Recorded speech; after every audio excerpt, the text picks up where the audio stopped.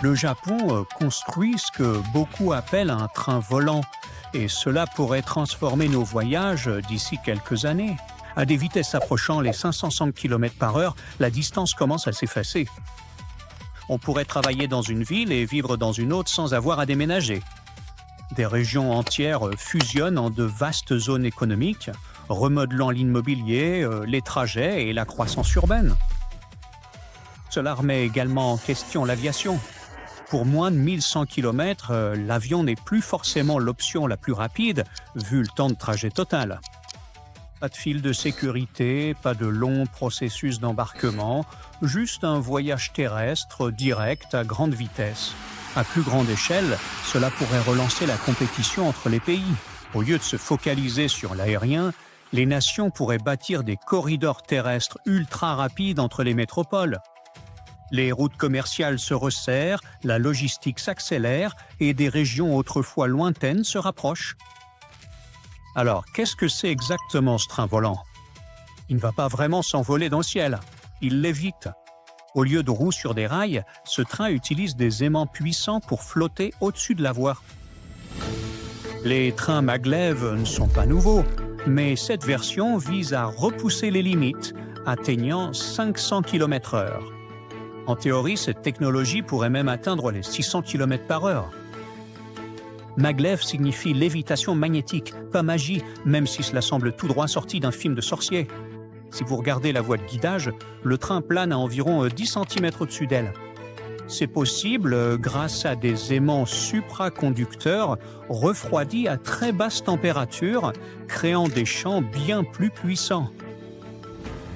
Quand le train avance, ces champs interagissent avec des boucles conductrices intégrées dans les parois de la voie. Cette interaction crée des courants électriques qui, à leur tour, génèrent des champs magnétiques opposés. Le résultat est la portance, la stabilité et le mouvement, le tout sans aucun contact physique.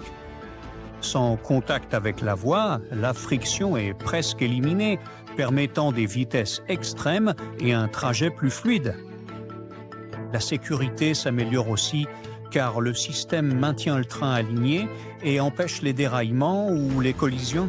Pour situer cette vitesse, un trajet Tokyo-Nagoya, qui dure 90 minutes, passerait à seulement 40. Environ 90% du trajet se fait en tunnel sous la montagne. Le train traverse le roc à la vitesse d'un avion. À telle vitesse, un autre phénomène devient alors perceptible. C'est ce qu'on appelle l'effet piston. Quand un train rapide entre dans un tunnel, il comprime l'air devant lui, créant une puissante onde de choc. Cela se traduit par des rafales soudaines et des changements de pression, surtout aux vitesses du maglev. Pour atténuer ces effets, le train est doté d'un long nez aérodynamique de 15 mètres, conçu pour minimiser le bruit et les variations de pression à l'intérieur comme à l'extérieur.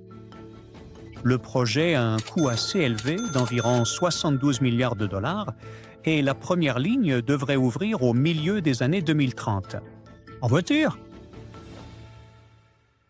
Imaginez un instant, nul besoin de payer des billets, ni de patienter dans les files d'attente d'un aéroport, ni de vous enfermer plusieurs heures dans un avion. Imaginez qu'un long trajet depuis votre foyer jusqu'à un pays lointain ne dure que quelques secondes. Et oui, il s'agit bien de téléportation. Certes, il faudra encore longtemps avant d'apercevoir un téléporteur dans un magasin, aux côtés d'un téléviseur ou d'un four à micro-ondes, mais certaines avancées laissent entrevoir une concrétisation future. À Potsdam, des chercheurs ont conçu un dispositif capable de scanner un objet et de le transférer ailleurs. Ce n'est toutefois pas une téléportation authentique. Cette approche repose sur une numérisation destructive associée à une impression 3D. Comment cela fonctionne-t-il? Le processus débute lorsqu'un objet est placé dans l'unité d'envoi. L'article y est délicatement usiné, couche après couche, produisant à chaque niveau un relevé extrêmement précis. Ces données sont ensuite transmises par un canal chiffré et sécurisé à une imprimante 3D située à la destination choisie. Celle-ci reconstitue fidèlement l'objet, strate après strate, réalisant une forme dérivée de téléportation. Ainsi, les chercheurs disposent d'un appareil autonome et compact, capable de déplacer des objets inanimés sur une certaine distance. Vous placez l'article dans le module d'envoi, vous saisissez l'adresse, puis vous lancez l'opération. Et c'est tout. Le système, baptisé Scotty, en référence à l'ingénieur de Star Trek, pourrait s'avérer utile aux entreprises distribuant des produits via des imprimantes 3D domestiques. En effet, Scotty instaurerait une forme de gestion numérique des droits, garantissant qu'un achat corresponde toujours à une copie unique. Quant à ceux qui rêvent de se téléporter directement jusqu'à une plage ensoleillée, il faudra patienter encore bien plus d'1 ou 2 décennies. Mais si la téléportation des êtres humains reposait sur la technologie Scotty, l'appareil devrait reproduire intégralement le corps humain. Non seulement l'ossature, les tissus musculaires, la peau et la chevelure, mais également le cerveau. Les milliards de neurones de ce système d'une complexité inégalée devraient être répliqués avec une exactitude absolue.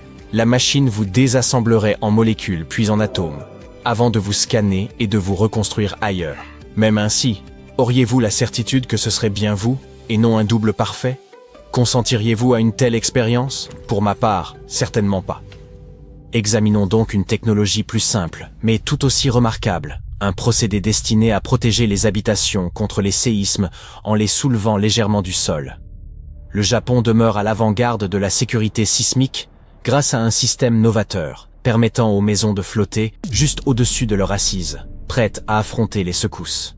L'édifice repose sur un large coussin d'air stabilisant la structure durant le tremblement. Cette solution, basée sur de l'air comprimé, offre une réponse élégante et high-tech. Chaque demeure possède une fondation dédiée, un capteur intelligent et un compresseur. Le capteur agit comme un gardien vigilant, observant en continu la moindre activité sismique. Dès qu'il perçoit une vibration, il transmet un signal au compresseur extérieur.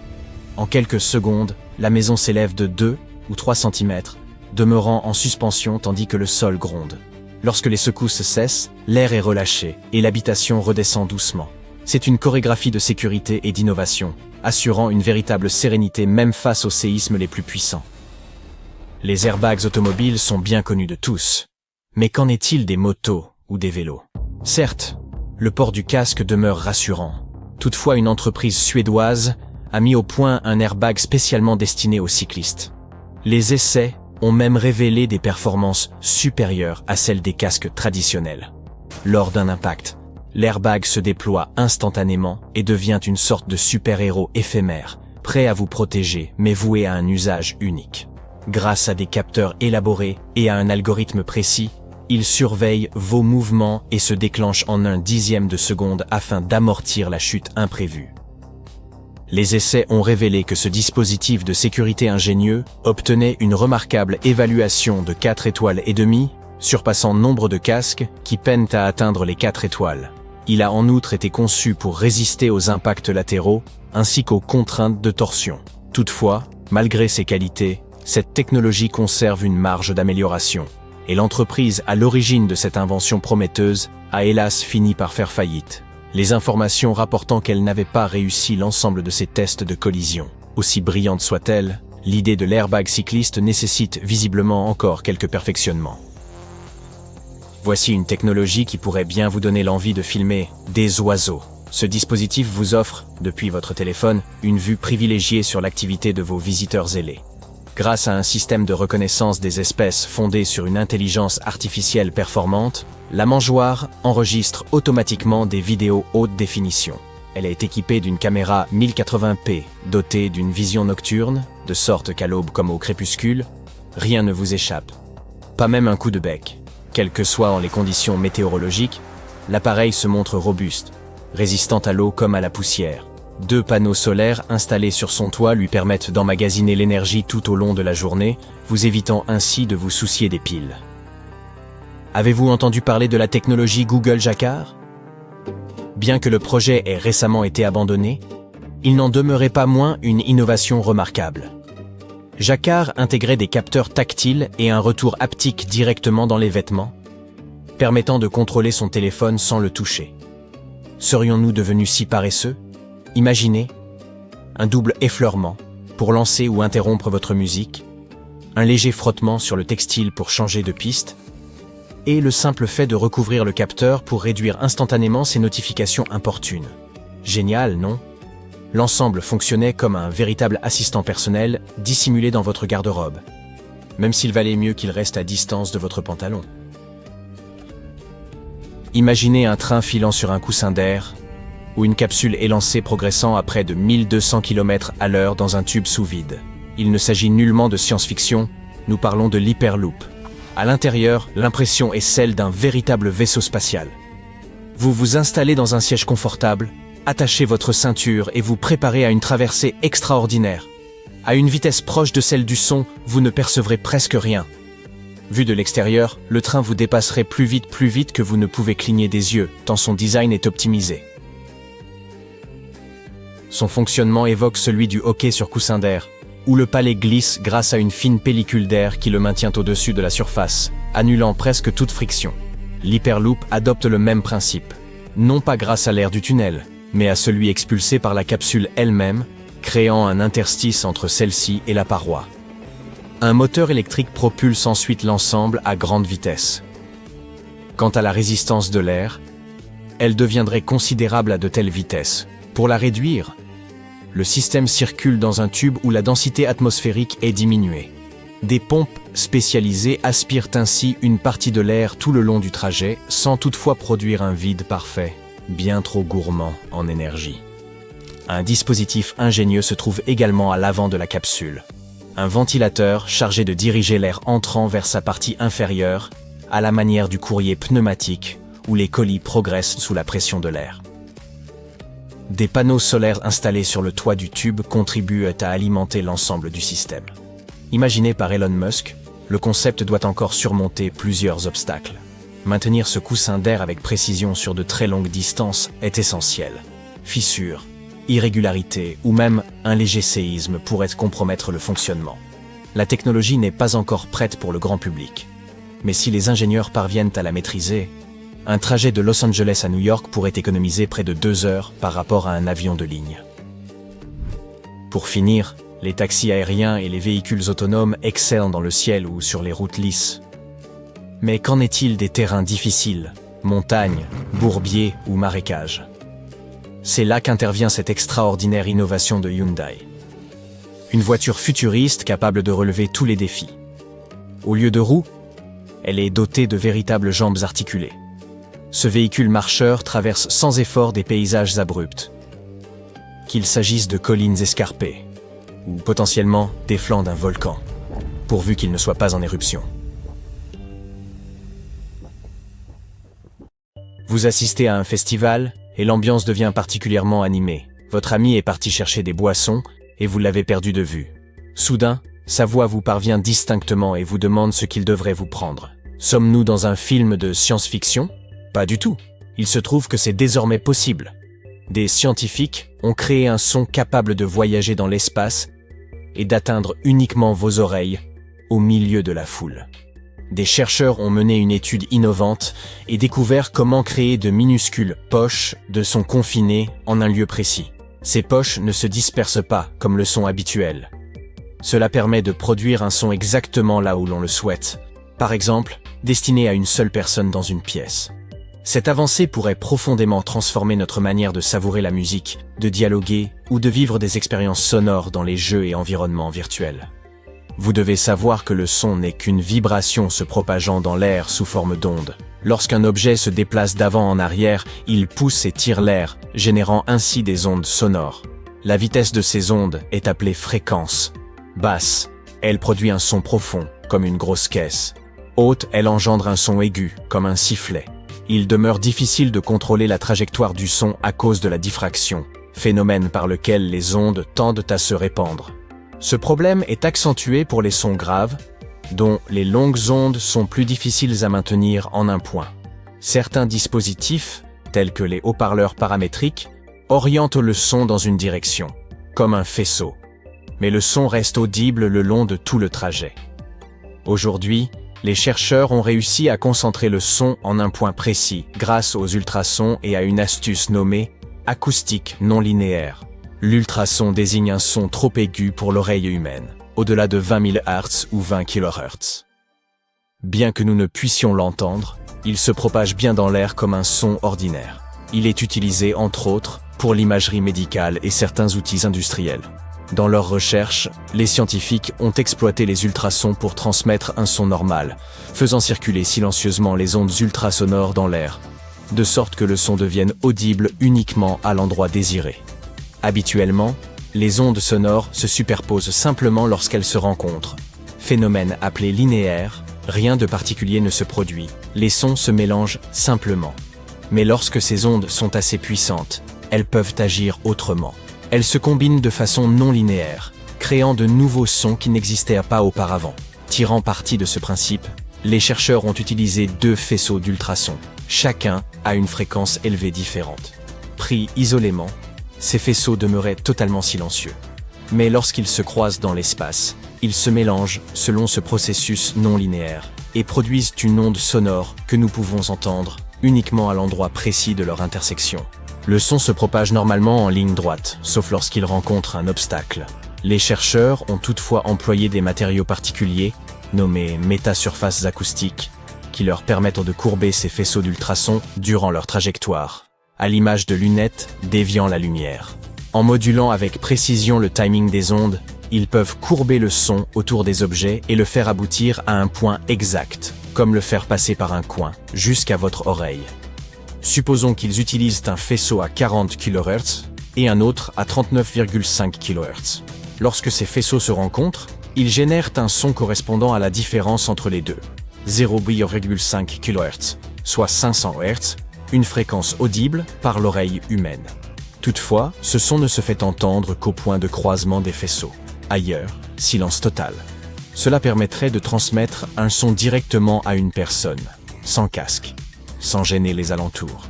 Imaginez parcourir un musée et recevoir un guide audio exclusivement pour vous, tandis que d'autres visiteurs entendent des informations totalement différentes, sans chevauchement sonore.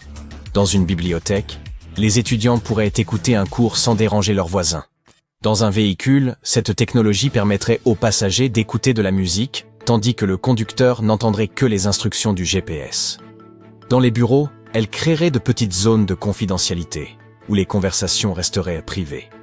Elle pourrait également agir en sens inverse, en annulant le bruit à un endroit précis, pour calmer l'environnement. Cela favoriserait la concentration au travail et pourrait même contribuer à réduire le bruit dans les villes animées. Pour l'instant, cette technologie n'est pas encore disponible à l'achat. Plusieurs défis subsistent. La qualité du son peut légèrement se détériorer en raison des interactions entre les ondes ultrasonores. De plus, convertir les ultrasons en sons audibles demande une grande quantité d'énergie, ce qui la rend peu efficace pour l'instant. Néanmoins, l'idée de créer de véritables bulles audio demeure absolument fascinante. Ce n'est pas la seule invention récente à explorer le son. Que diriez-vous d'écouteurs intelligents qui permettent de se concentrer sur une seule voix? Vous pourriez objecter que nous disposons déjà d'écouteurs à réduction de bruit capables de bloquer certains sons, mais ils ne permettent pas de choisir exactement sur quoi se concentrer ni à quel moment. Les chercheurs de l'Université de Washington ont conçu une solution ingénieuse. Ils ont développé un système nommé Target Speech Hearing, combinant IA et écouteurs. Il suffit de fixer la personne que vous souhaitez entendre pendant 3 à 5 secondes, et les écouteurs verrouillent sa voix. Dès lors, ils filtrent tous les autres sons autour de vous et diffusent uniquement cette voix en temps réel, même dans un environnement bruyant ou lorsque vous vous déplacez sans la regarder. Ces écouteurs ne sont pas encore en vente, mais le code est d'ores et déjà accessible, permettant à d'autres de l'expérimenter. Approfondissons le fonctionnement du système. Vous portez des écouteurs ordinaires, équipés de microphones intégrés. Lorsque vous souhaitez écouter quelqu'un, il suffit d'appuyer sur un bouton et de le regarder pendant qu'il parle. Le système identifie la voix désirée en mesurant le moment exact où elle atteint simultanément les 2 microphones, avec une petite marge d'erreur, mais de manière fiable. Ce son est ensuite transmis à un petit ordinateur intégré au casque. Le logiciel IA écoute et apprend la voix choisie, puis continue de l'isoler et de la diffuser clairement, même lorsque vous vous déplacez tous les deux. Plus l'interlocuteur parle, plus le système perfectionne sa reconnaissance. Testé sur 21 participants, le son de la voix sélectionnée a été jugé presque 2 fois plus clair que le son normal non filtré. Pour l'heure, le système ne peut se concentrer que sur un interlocuteur à la fois, et il a des difficultés si une autre voix forte provient de la même direction. Mais si le son n'est pas assez clair, vous pouvez simplement effectuer une autre inscription pour l'aider à s'améliorer. On travaille à présent à rendre la technologie suffisamment petite pour être intégrée dans des écouteurs et des aides auditives. Les savants ont également découvert que l'oreille humaine possédait des modes cachés. Des chercheurs de l'université de Yale cherchaient simplement à comprendre comment nos oreilles pouvaient capter des sons extrêmement faibles. Et, au cours de cette étude, ils ont mis en lumière une manière dont l'oreille pourrait traiter les sons de basse fréquence. Vous savez, ces grondements profonds. Ce mécanisme nous permet d'entendre plus efficacement, sans être submergé par le bruit ambiant. On pense que la cochlée, partie en spirale de l'oreille interne, pourrait utiliser tout un ensemble de modes mécaniques adaptés aux basses fréquences. Essentiellement, lorsqu'un son pénètre dans votre oreille, il engendre de minuscules vibrations qui se propagent à travers la cochlée. À l'intérieur, de petits poils sur une membrane détectent ces vibrations et transmettent des signaux à votre cerveau, permettant ainsi l'audition. Le problème est que ces vibrations peuvent s'affaiblir au fur et à mesure de leur progression, rendant les sons plus faibles ou plus ternes. Nous savions déjà que certaines parties de ces cellules ciliées pouvaient amplifier ces signaux, avec un coup de boost synchronisé pour clarifier le son, un peu comme un amplificateur intégré. Mais il semble que l'oreille possède une autre astuce. Elle peut ajuster et amplifier le son de façon plus générale, notamment pour les basses fréquences, sans créer de sons artificiels, ni réagir de manière excessive. De nouveaux modèles ont montré que les cellules ciliées ne fonctionnaient pas qu'individuellement, mais aussi en groupes plus étendus, simultanément.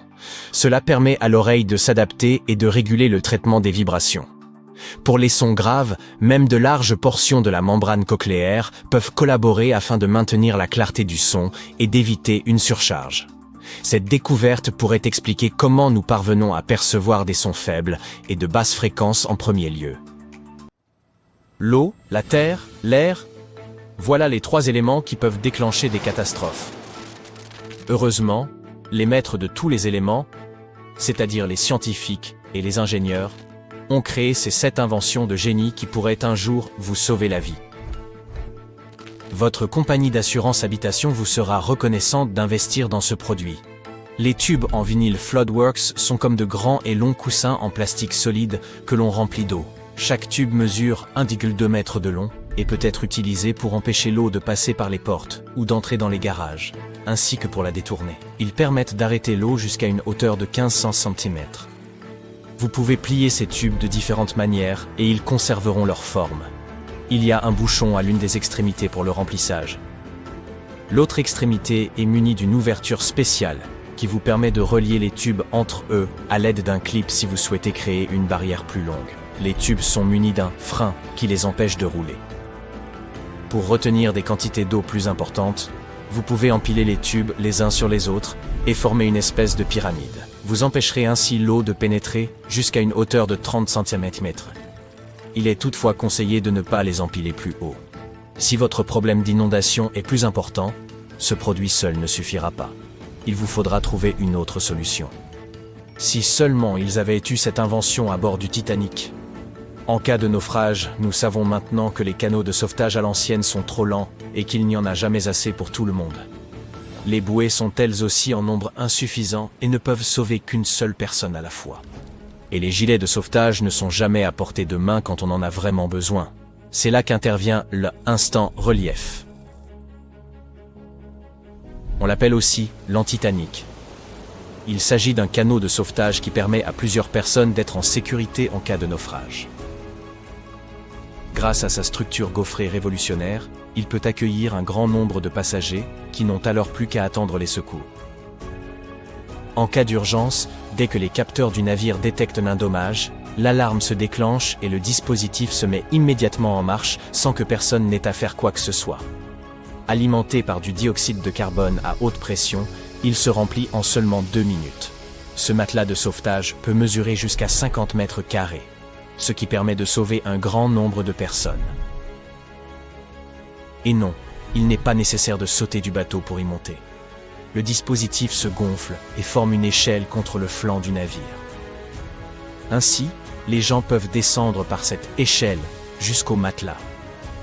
Ce qui est encore plus astucieux, c'est qu'il se compose de différentes sections.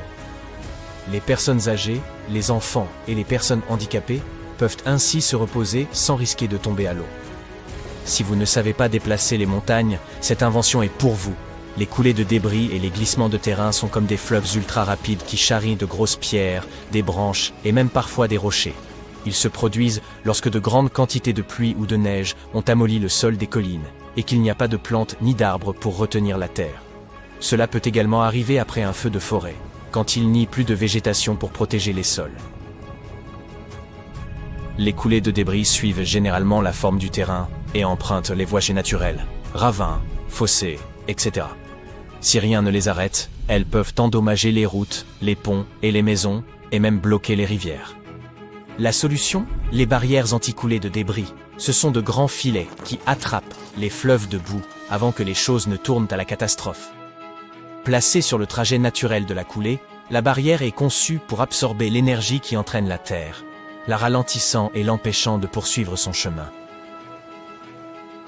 Ce qui est également intéressant, c'est qu'elle ne nuit pas à l'environnement. On peut la démonter facilement et la remonter si l'on détecte un nouveau risque de glissement de terrain.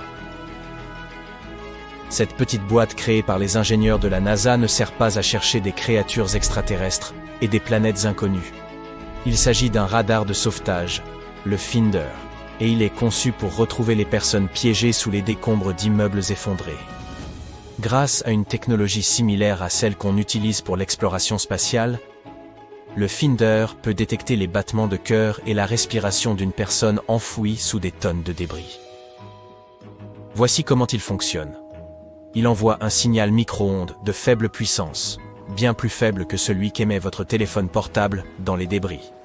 Lorsque le signal revient, le Finder peut détecter des signes de vie, même si la personne piégée n'est pas en mesure de crier à l'aide ou si elle est inconsciente. L'appareil est si sensible qu'il peut même faire la différence entre une personne et un animal. Les ingénieurs peuvent également distinguer ces signaux des mouvements parasites, le bruissement des feuilles par exemple, ou le glissement des pierres. D'après les tests effectués, l'appareil peut fouiller un petit bâtiment en 10 minutes environ et une zone beaucoup plus vaste en une demi-heure. En revanche, l'invention suivante est conçue pour aider à sauver des vies, non pas après, mais pendant un tremblement de terre. L'Earthquake Proof Table est un bureau d'écolier robuste qui peut servir d'abri en cas de séisme. On apprend souvent aux enfants à s'abriter sous leur bureau lorsque le sol tremble, mais les tables ordinaires peuvent être elles-mêmes dangereuses si elles se déforment ou s'effondrent. Mais pas celle-ci. Elle est conçue pour résister au séisme et protéger les enfants. Ce qui la rend si spéciale, c'est qu'elle a été pensée en fonction des différentes façons dont les bâtiments peuvent s'effondrer lors d'un tremblement de terre. Elle garantit ainsi aux enfants un endroit sûr, quoi qu'il arrive, et les secours peuvent facilement les retrouver par la suite. Elle a également été soumise à des tests d'impact avec différentes sortes de décombres, et on a pu confirmer qu'elle peut encaisser des coups sans se rompre. Outre sa solidité, la table est suffisamment légère pour que 2 enfants puissent la soulever et la déplacer, et suffisamment spacieuse pour accueillir 2 élèves en quête de refuge. Cette invention combine 2 éléments, l'air et l'eau. Imaginez que vous soyez en train de profiter des vagues ou de pagayer sur un lac, et que vous ayez soudain besoin d'un peu d'aide pour rester à la surface. C'est là que le Kingi, le plus petit dispositif de flottaison du monde, entre en jeu. Porté au poignet, il est élégant et à peine visible, jusqu'à ce que vous en ayez besoin. En cas de difficulté dans l'eau, vous pouvez l'activer en tirant sur un levier, ce qui déclenche le gonflage d'un ballon. Ce ballon vous aidera à flotter et vous remonterez facilement à la surface. L'appareil est également équipé d'un sifflet pour attirer l'attention des sauveteurs dans les situations critiques. Le Kingi n'est pas à usage unique. Une fois de retour sur la terre ferme, vous pouvez dégonfler le ballon, le replier à l'intérieur, insérer une nouvelle cartouche de CO2 et vous voilà prêt pour votre prochaine aventure aquatique. La dernière invention de notre liste est un véritable ange gardien pour les passionnés de montagnes enneigées. Lorsqu'une avalanche survient, c'est une vraie course contre la montre qui s'engage. Et le SafeBack SBX vous aidera à respirer si vous êtes pris au piège sous des masses de neige, et ce sans embout buccal. Cela pourrait vraiment changer la donne car, habituellement, quand on est piégé dans une avalanche, on ne dispose que d'une quinzaine de minutes avant que le manque d'air ne devienne un vrai problème. Mais avec le SafeBack SBX, vous bénéficiez d'une aide respiratoire d'environ 90 minutes. Cela représente un gain de temps crucial dans l'attente des secours. Le dispositif, testé de manière rigoureuse, fonctionne dans toutes sortes de situations impliquant de la neige. et il est conçu pour s'adapter à différentes marques de sacs à dos. De plus, il est suffisamment léger pour ne pas alourdir votre sac et assez robuste pour résister aux secousses d'une puissante avalanche. Vous vous trouvez à bord d'un avion lorsque, soudain, boum!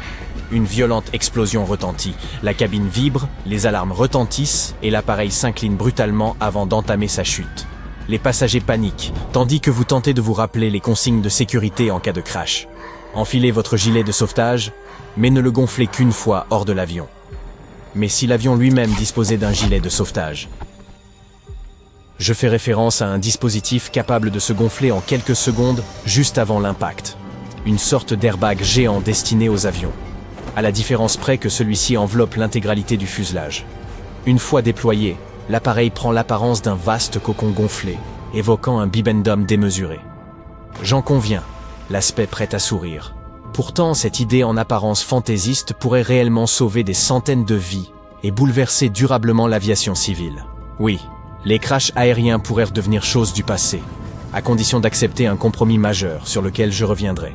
En juin 2025, le vol Air India 171 a décollé d'Ahmedabad, en Inde, à destination de Londres, avant de s'écraser, quelques secondes plus tard, contre une faculté de médecine voisine.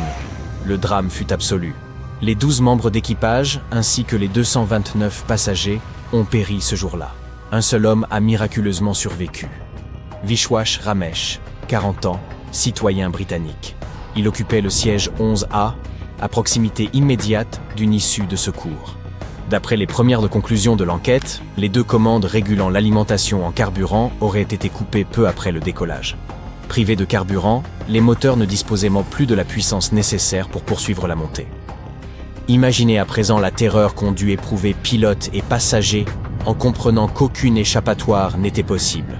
Ce drame a profondément marqué 2 ingénieurs du Birla Institute of Technology and Science de Dubaï, Eshel Wassim et Darsan Srinivasan.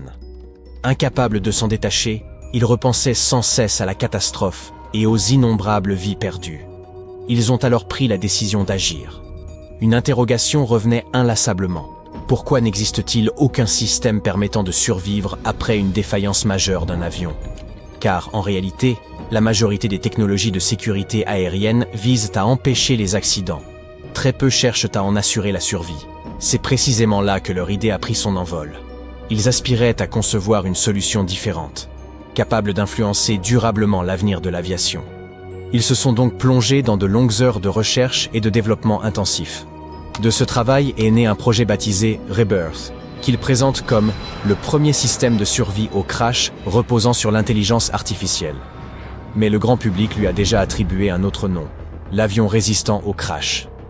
L'intitulé est séduisant, mais comment ce concept fonctionne-t-il concrètement? Le principe rappelle un dispositif de sécurité bien connu dans l'automobile, les airbags. À cette différence près qu'ici, ils ne protègent pas les passagers à l'intérieur de la cabine. Ces coussins gonflables se déploient à l'extérieur de l'appareil, activés par des systèmes de détection avancés, pilotés par l'IA. En réalité, le projet ne se limite pas à un simple avion gonflable. Leur système repose sur 5 technologies intelligentes conçues pour intervenir lorsque le crash devient inévitable.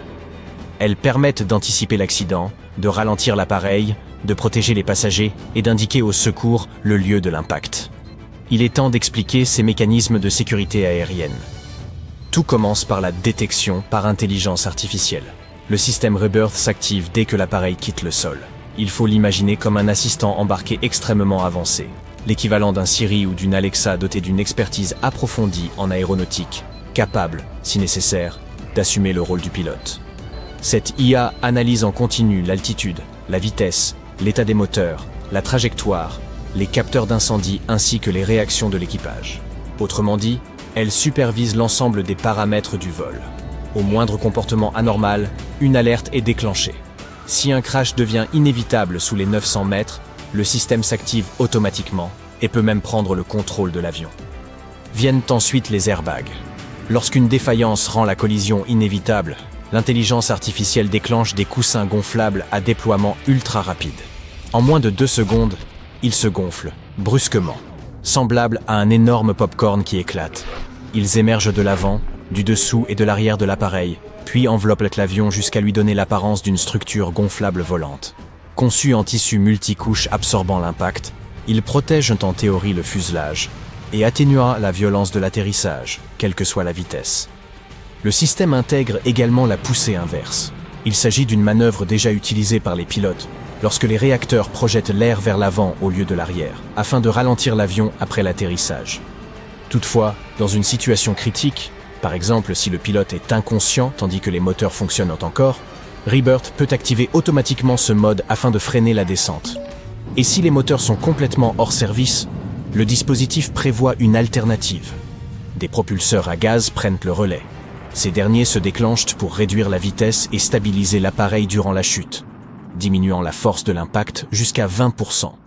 Viennent ensuite les fluides intelligents. Il s'agit de matériaux spécifiques dissimulés dans les parois et les sièges de l'appareil. En temps normal, ils restent souples et confortables, mais au moment de l'impact, ils se rigidifient instantanément afin d'absorber le choc et de limiter les blessures des passagers. Enfin intervient la phase des aides au sauvetage. Après l'impact, le système déploie une balise infrarouge, transmet les coordonnées GPS et active des feux clignotants, auxquels s'ajoute un revêtement orange vif, afin que les secouristes puissent localiser l'avion et atteindre les survivants sans délai. À ce stade, il ne s'agit encore que d'un prototype, mais particulièrement prometteur. Les simulations indiquent une réduction de la force d'impact supérieure à 60%, ce qui pourrait avoir des conséquences décisives sur la survie. Les données, les modélisations et le concept sont désormais prêts.